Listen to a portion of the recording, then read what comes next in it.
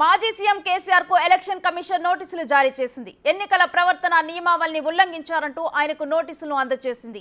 ఈ నెల 5న కరీంనగర్ జిల్లాలో ఎండిన పంటలు పరిశీలించిన కేసీఆర్ అనంతరం సిరిసిల్లలో మీడియాతో మాట్లాడారు.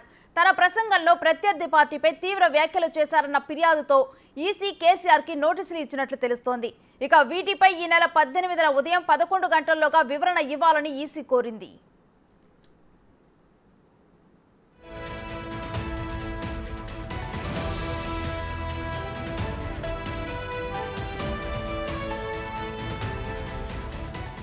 కేసీఆర్ అవమానకర అభ్యంతరకర వ్యాఖ్యలు చేశారని పీసీసీ ఉపాధ్యక్షుడు నిరంజన్ రెడ్డి ఈ నెల 6న ఈసీకి ఫిర్యాదు చేశారు. కేసీఆర్ కి నోటీసులు జారీ చేసిన ఎన్నికల సంఘం 2019 పార్లమెంటు ఎన్నికల సందర్భంగా కరీంనగర్లో చేసిన వ్యాఖ్యలు ఎన్నికల ప్రవర్తన నియమావళికి విరుద్ధంగా ఉన్నాయని, మరింత జాగ్రత్తగా ఉండాలని హెచ్చరికలు జారీ చేసినట్లు నోటీసుల్లో గుర్తు చేసింది. ఇటీవలి అసెంబ్లీ ఎన్నికల్లో బాన్స్వాడ నియోజకవర్గంలో చేసిన వ్యాఖ్యలపైన సలహా ఇచ్చినట్లు తాజా నోటీసుల్లో పేర్కొంది ఈసీ. వాస్తవ విరుద్ధమైన అంశాలు, అభ్యంతరకర వ్యాఖ్యలు చేయటం ప్రత్యర్థిని అవమానించటమేనని స్పష్టం చేసింది.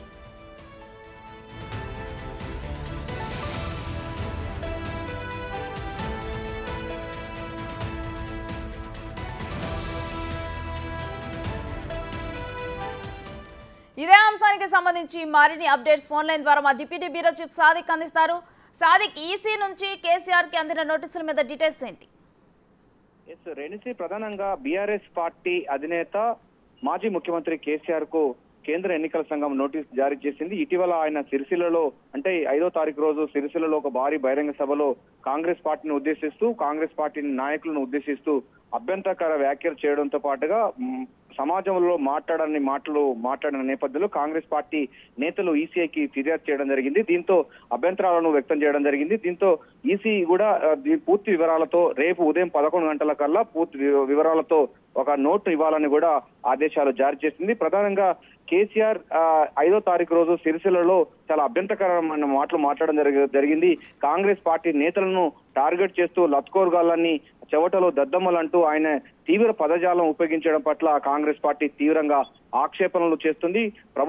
అంటే గత ప్రభుత్వంలో పనిచేసినటువంటి ముఖ్యమంత్రి ఇలాంటి అనుచిత వ్యాఖ్యలు చేయడం, సభ్య సమాజాన్ని తలదించుకునే వ్యాఖ్యలు చేయడం సరికాదని కూడా కాంగ్రెస్ పార్టీ నేతలు భావించారు. అంతేకాకుండా లత్కోర్గాల అనేటువంటి ఆ పదాన్ని వాడడం పట్ల తీవ్ర ఆక్షేపణ వ్యక్తం చేస్తూ కేంద్ర ఎన్నికల సంఘానికి ఫిర్యాదు చేయడం జరిగింది. అతనిపైన చర్యలు తీసుకోవాలి, ఎందుకంటే ఎట్లా పడితే అట్లా మాట్లాడుతున్నాడు. ఎన్నికల ప్రచారంలో కేసీఆర్ ఒక మామూలు వీధి నాయకులాగా మాట్లాడుతున్నారు. ఇటువంటి వ్యాఖ్యలను ఆపాలని కూడా కాంగ్రెస్ పార్టీ నేతలైతే ఈసీకి ఫిర్యాదు చేయడం జరిగింది. దీంతో ఈసీ కూడా పూర్తి వివరాలు కూడా ఇవ్వాలి అని కూడా రేపు అంటే 18వ తారీఖు రోజు ఉదయం 11 గంటలకు లిఖితపూర్వకమైనటువంటి ఆ ఎక్స్ప్లెనేషన్ ఇవ్వాలని మాత్రం ఈసీఐ తన లేఖలో పేర్కొనడం జరిగింది, నోటీసులో పేర్కొనడం జరిగిందని చెప్పవచ్చు. ప్రధానంగా ఇటువంటి అభ్యంతరకర వ్యాఖ్యలు మరోసారి పునరావృతం కాకుండా చూడాలని కూడా ఈసీ ఆదేశాలు కూడా ఆయనకు సూచించింది. అయితే ఈసీ 2019లో పార్లమెంటు ఎన్నికల సందర్భంగా కేసీఆర్ చేసిన వ్యాఖ్యలను కూడా ఒకసారి గుర్తు చేసినట్లు తెలుస్తుంది. గతంలో అంటే తరచూ కేసీఆర్ ఇట్లాంటి అభ్యంతరకర మాటలు మాట్లాడడం, అంతే విధంగా కాంగ్రెస్ పార్టీ సంబంధించినటువంటి నేతలను చవటలు, దద్దమ్మలు, లతగోరుగాళ్ళు అని ఇట్లాంటి అసభ్య పదజాలంతో పాటుగా అభ్యంతరకరమైన వ్యాఖ్యలు చేస్తా ఉంది. గతంలో కూడా ఇటువంటి వ్యాఖ్యలు చేసినందుకు గాను ఈసీ మందలించినప్పటికీ తిరిగి అటువంటి వ్యాఖ్యలే మళ్ళీ పునరావృతం చేస్తా ఉన్నాడని కూడా Congress party senior vice president Niranjan కూడా లేఖలో పేర్కొనడం జరిగింది. ఈసీకి ఇచ్చిన ఫిర్యాదులో పేర్కొనడం జరిగింది. తరచూ కాంగ్రెస్ నాయకులను చాలా చులకన భావం చూపించడం, అదేవిధంగా సభ్య సమాజంలో పరువును భంగం వాటించే విధంగా మాట్లాడడం, బహిరంగ సభల్లో ఎట్లా పడితే అట్లా మాట్లాడడం పట్ల కూడా నిరంజన్ అయితే లేఖలో పేర్కొనడం జరిగింది.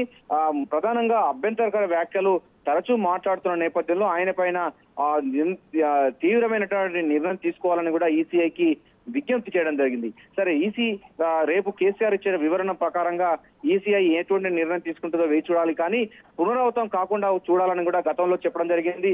మళ్ళీ ఆయన తిరిగి 5వ తారీఖు రోజు ఈ నెల 5వ తారీఖు రోజు సిరిసిల్లలో జరిగినటువంటి సభలో మళ్ళీ సేమ్ అవే మాటలు రిపీట్ చేస్తా ఉన్నాడు కనుక డెఫినెట్ గా ఈసీఐ తీవ్ర నిర్ణయం తీసుకునే అవకాశం ఉంది. ఇటువంటి మాటలు, అభ్యంతరకర మాటలు కానీ లేకపోతే సభ్య సమాజంలో వాడుకోలేని పదాలను ఉపయోగించడం పట్ల మాత్రం మరోసారి మందలించే అవకాశం ఉంది. లేకపోతే ఈసీఐ ఎటువంటి నిర్ణయం తీసుకున్న దానిపైన కూడా, ఎటువంటి నిర్ణయం తీసుకుంటుంది అన్న దానిపైన కూడా సర్వత్రా చర్చనీయాంశంగా మారింది.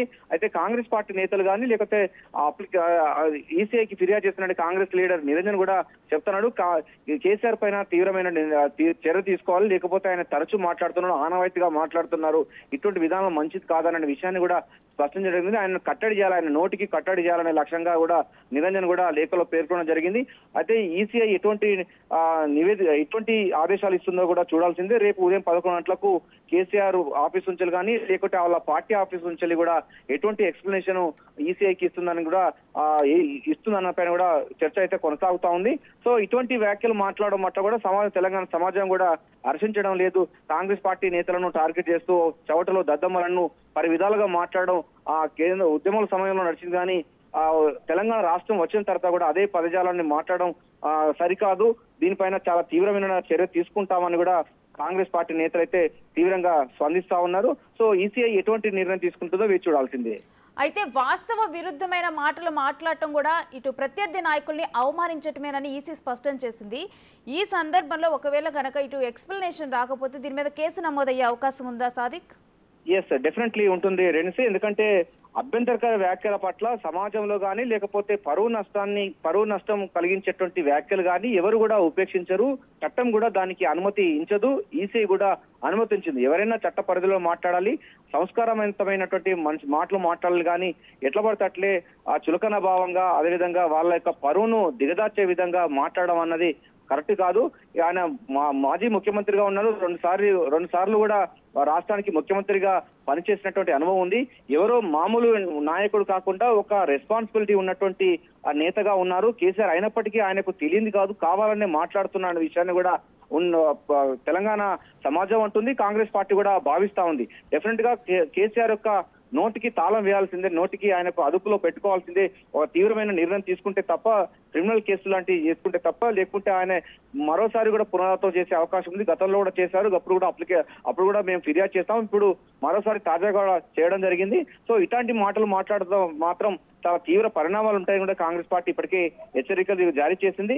చట్టపరంగా ముందుకు పోతామని కూడా వాళ్ళు కూడా హెచ్చరిస్తున్నారు. అంతేకాకుండా అభ్యంతరకర వ్యాఖ్యలు, సమాజంలో వాడుకోలేని బాటలు మాట్లాడడం సరికాదని కూడా చెప్తా ఉన్నారు. సో ఈసీఐకి రేపు కేసీఆర్ ఆఫీస్ నుంచి కానీ లేకపోతే వాళ్ళ పార్టీ ఆఫీస్ నుంచి ఎటువంటి రిప్లై ఇస్తుందో దానిపైన కాంగ్రెస్ పార్టీ నేతలు అయితే ముందుకు పోయే అవకాశం ఉంది. కానీ కేసీఆర్ యొక్క అనుచిత వ్యాఖ్యలు కానీ అభ్యంతరకర వ్యాఖ్యలు మాత్రం తగ్గించుకుంటే మంచిది, అప్పుడే మంచి పరిణామాలు ఉంటాయని కూడా కాంగ్రెస్ పార్టీ నేతలతో పాటుగా రాజకీయ నాయకులు కూడా చెప్తా ఉన్నారు. సో రేపు ఎటువంటి ఎక్స్ప్లెనేషన్ ఇస్తారు, ఆ తర్వాత ఈసీ ఎటువంటి నిర్ణయం తీసుకుంటే దానిపైన కూడా ఉత్కంఠత అయితే నెలకొంది. Renusri. Right, thank you Sadiq.